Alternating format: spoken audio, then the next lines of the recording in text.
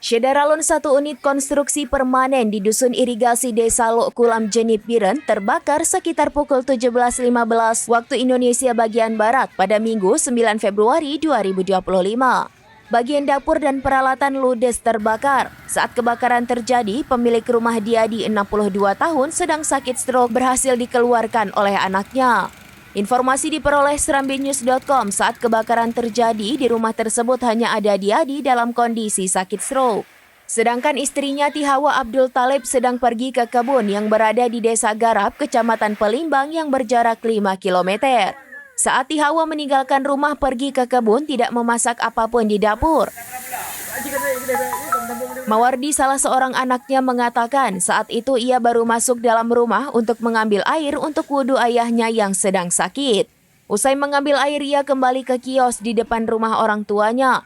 Tiba-tiba, kata Mawardi, seorang anak kecil Muammar Kadafi 10 tahun memberitahunya melihat asap di bagian dapur.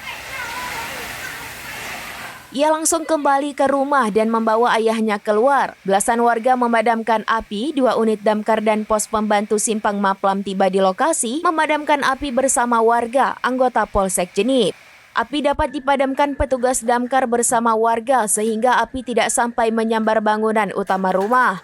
Akibat kebakaran itu, seluruh isi dapur termasuk 1 unit mesin pompa air terbakar. Sumber api belum diketahui pasti.